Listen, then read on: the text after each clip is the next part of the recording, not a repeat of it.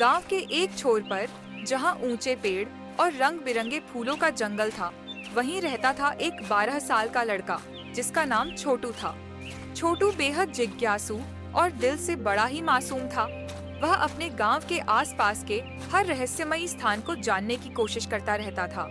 एक दिन जब वह जंगल के किनारे खेल रहा था, तो उसे एक बूढ़े साधु ने आवाज दी।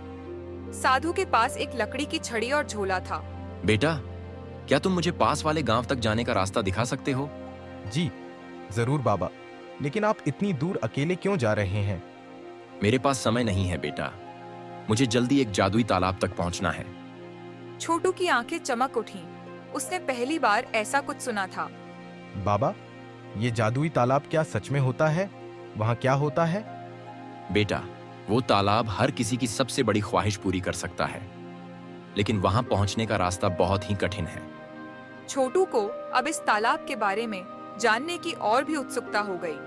बाबा, क्या मैं भी आपके साथ चल सकता हूँ? मैं भी उस तालाब को देखना चाहता हूँ। बेटा, ये तालाब सिर्फ उन्हीं की मदद करता है जिनके इरादे नेक और दिल साफ होते हैं। अगर तुम तैयार हो तो तुम मेरे साथ चल सकते हो। छोटू ने बिना सोचे समझे ही हामी भर दी। साधु ने उसे जंगल के गहरे हिस्से में चलने का इशारा किया।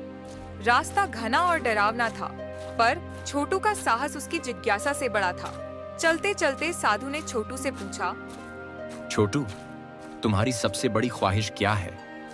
बाबा, मेरी सबसे बड़ी ख्वाहिश है कि हमारे गांव के सब गरीब लोग खुशहाल हो जाएं। उनके पास खाना, कपड़े और घर हो।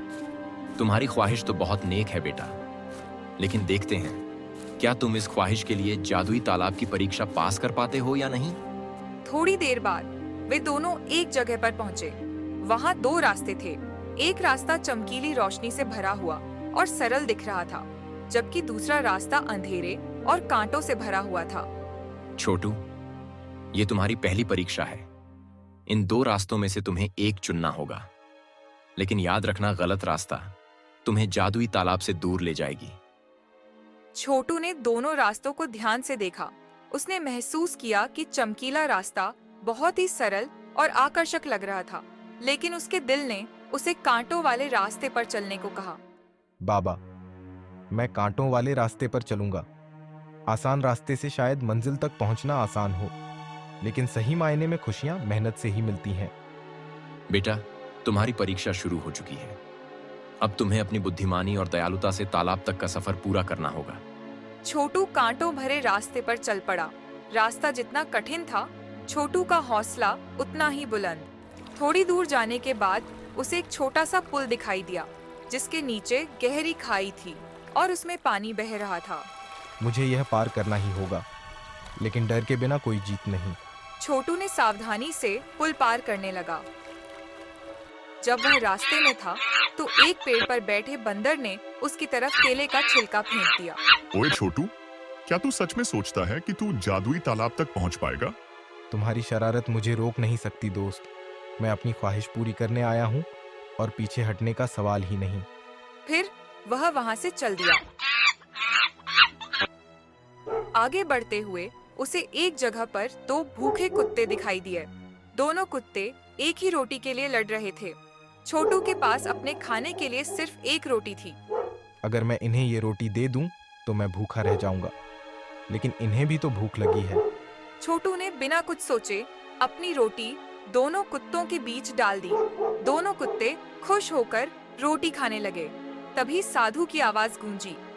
तुम्हारी दयालुता ने तुम्हारे लिए रास्ता खोल दिया है, आगे बढ़ो।